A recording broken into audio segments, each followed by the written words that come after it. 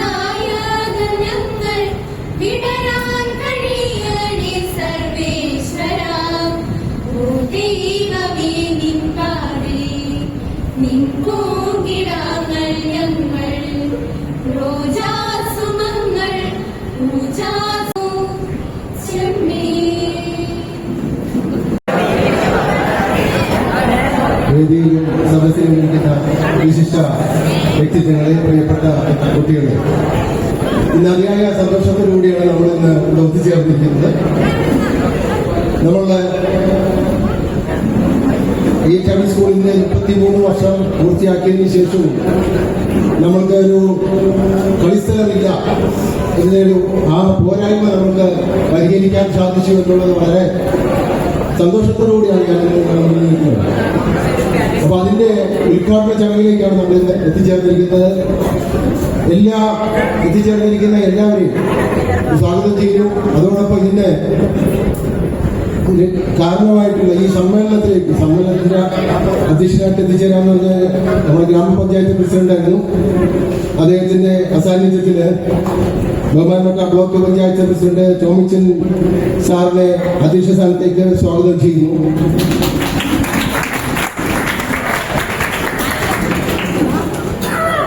നമ്മൾ ഇന്നത്തെ ചടങ്ങുകളിലെ പ്രധാന പരിപാടികൾ ഇതായിരുന്നു. ഒന്ന്, നമ്മൾക്ക് ബാസ്കറ്റ്ബോൾ കോർട്ടിനാണ് MLA ബഹുമാനപ്പെട്ട പുതുപ്പള്ളി MLA ചാണ്ടിയമ്മൻ സാറ് 14 ലക്ഷം രൂപ അനുവദിച്ചത്.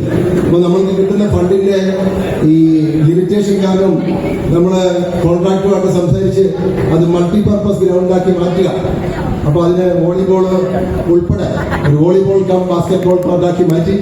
അപ്പൊ അത് അങ്ങനെ ഒരു ഐഡിയ മുന്നോട്ട് വെച്ചപ്പോൾ തന്നെ നമ്മളുടെ ബഹുമാനപ്പെട്ട MLA സാർ പറഞ്ഞത് അപ്പൊ എനിക്കും ഇടയ്ക്ക് വന്ന് കളിക്കാമല്ലോ എന്നാണ് പറഞ്ഞത്. കാരണം ബാസ്കറ്റ്ബോളിനൊക്കെ സാറിന് താല്പര്യമുള്ളത് വോളിബോൾ ആണെന്നാണ് പറഞ്ഞത്. എന്നാൽ നമ്മൾ ആലോചിക്കേണ്ടത് ഈ MLA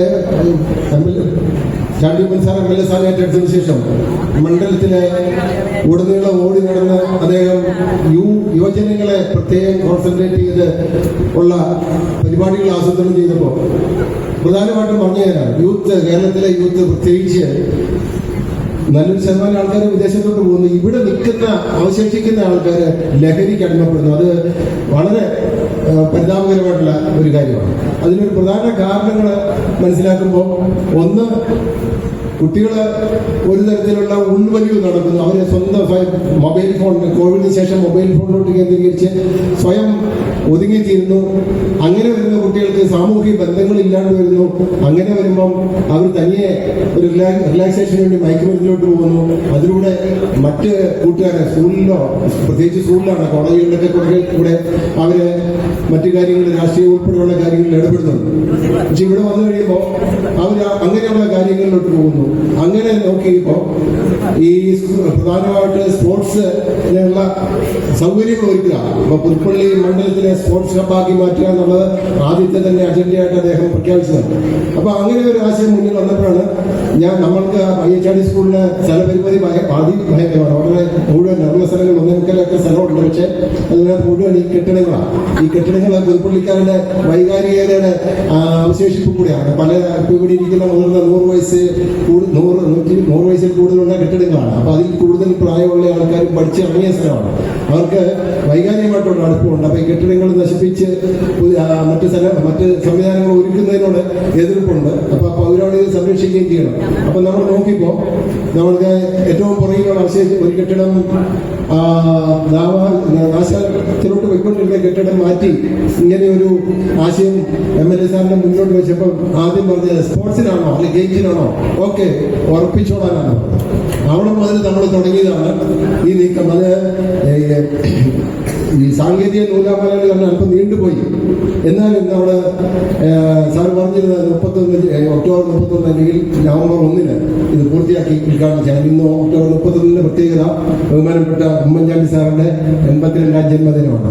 ആ പറഞ്ഞ ഡേറ്റിൽ തന്നെ നമ്മൾക്കത് പൂർത്തിയാക്കാൻ സാധിച്ചു. അതിന് എല്ലാവിധ പിന്തുണയും പണ്ടും എല്ലാം സംവിധാനം ചെയ്തു തുടങ്ങിയ ബഹുമാനപ്പെട്ട ചാണ്ടി ഉമ്മൻ സാറിനെ ഈ പരിപാടിയുടെ ഉദ്ഘാടനത്തിലേക്കായിട്ട് സ്വാഗതം ചെയ്യുന്നു.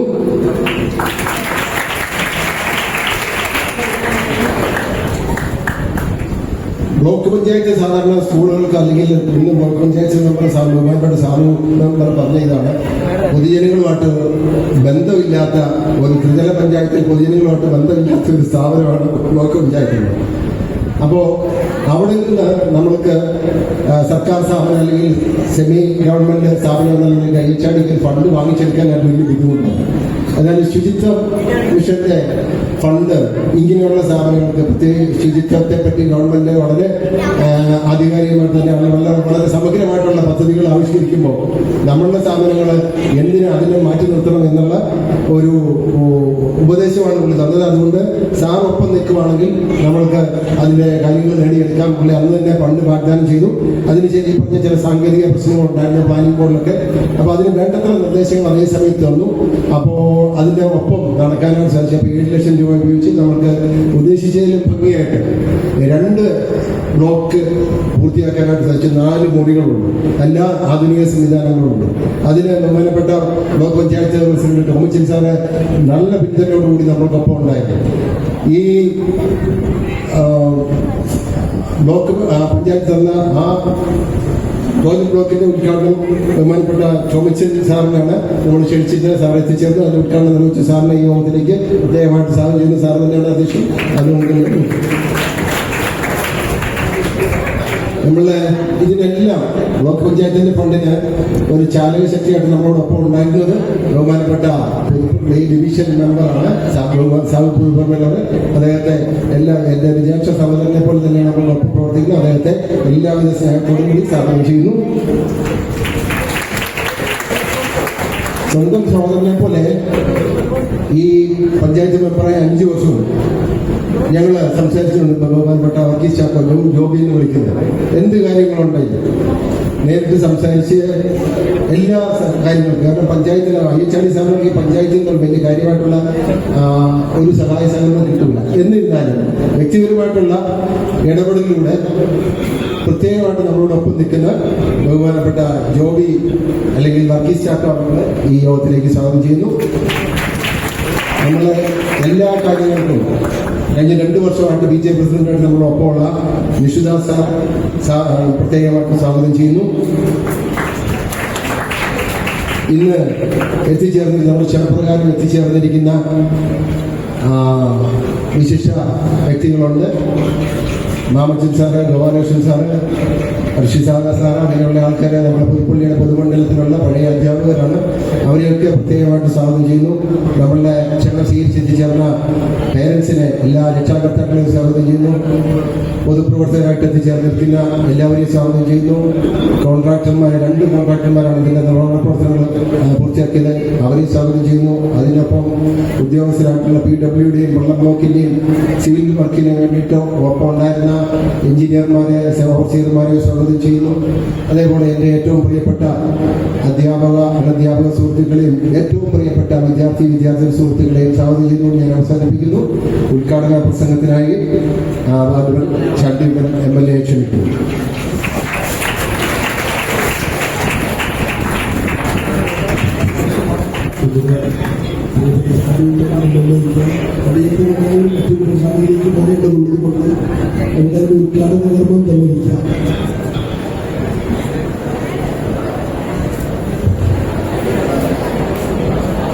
ഉദ്ഘാടന സമ്മേളനം വിളക്ക് തെളിയിച്ച് നിർവഹിക്കുന്നതിനായി വിശിഷ്ട വ്യക്തികളോട് വേദിയിലേക്ക് ക്ഷണിക്കുന്നു.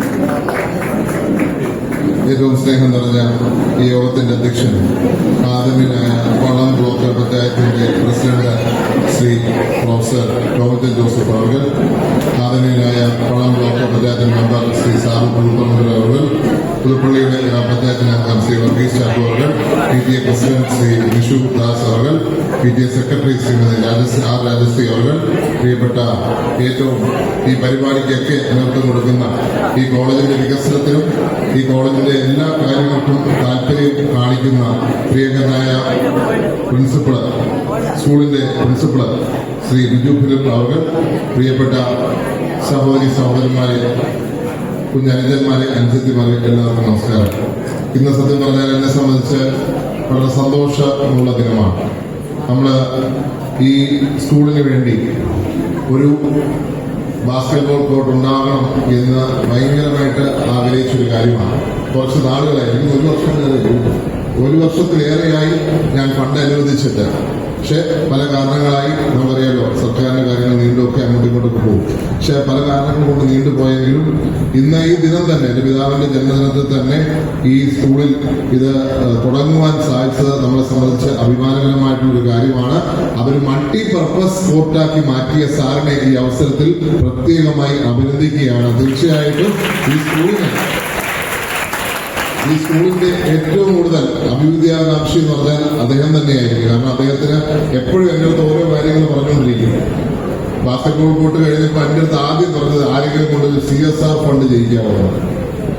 അത് നമ്മുടെ ജിമ്മിന് വേണ്ടി ആ ജിമ്മിന് വേണ്ടി ഒരു CSR ഫണ്ട് ചെയ്യിക്കാവുന്നതാണ്. ഒരു കാര്യം ഞാൻ ഉറപ്പ് തരാം, അടുത്ത വർഷം അതിനു വേണ്ടിയുള്ള 10 ലക്ഷം രൂപ ഞാൻ അലോട്ട് ചെയ്തിരിക്കും എന്നുള്ള കാര്യം ഞാൻ വാക്ക് തരുന്നു. കാരണം നമ്മളെ സംബന്ധിച്ച് നിങ്ങളുടെ ആരോഗ്യം, നിങ്ങളുടെ സംരക്ഷണം, ഇവിടുത്തെ കുട്ടികളുടെ ആരോഗ്യവും കുട്ടികളുടെ വളർച്ചയും, നിങ്ങൾ ഫിറ്റായി വരണം, നിങ്ങൾ നല്ല കായിക താരങ്ങളായി, അതുപോലെ തന്നെ വിവിധ മേഖലകളിൽ തിളങ്ങി വരുന്ന നേതാക്കളായി വരണം. അതാണ് നമ്മുടെ ആഗ്രഹം. ആ ആഗ്രഹത്തിലേക്കാണ് ഇവിടെ തുടക്കം. ഇതൊരു തുടക്കം, ഞാൻ പറയുന്നത് ഇതൊരു തുടക്കം മാത്രം. ഈ സ്കൂൾ IHRD സ്കൂള് എന്റെ പിതാവിന്റെ വലിയ സ്വപ്നമായിരുന്നു. അദ്ദേഹം ആണ് ഇവിടെ അത് ബഡ്ജറ്റ് അലോക്കേഷനിലൂടെ തുടങ്ങിയത്. അപ്പൊ അദ്ദേഹത്തിന് വലിയ സ്വപ്നമായിരുന്നു. അപ്പൊ ഇതിന്റെ വികാസനവും നമ്മുടെ സ്വപ്നമാണ്. സ്പോർട്സ് മാത്രമല്ല, ഈ സ്കൂളിന്റെ സമഗ്രമായ എല്ലാ വികസനത്തിലും MLA നിലയ്ക്ക് ഞാൻ നിങ്ങളോട് കാണും എന്നുകൂടി പറഞ്ഞുകൊണ്ട് നിങ്ങളെല്ലാം അനുമതിയോടുകൂടി പരിപാടി ഉദ്ഘാടനം ചെയ്യുന്നു. നന്ദി, നമസ്കാരം. സാറിന്റെ അനുമതിക്ക് വേണ്ടി MLA ഞങ്ങൾ കൊടുത്താണ്. സ്കൂളിന്റെ ബാക്കി വികസന പ്രവർത്തനങ്ങൾക്ക് വേണ്ടിയിട്ടുള്ള എസ്റ്റിമേറ്റ് ഉൾപ്പെടെയാണ് നിവേദനം.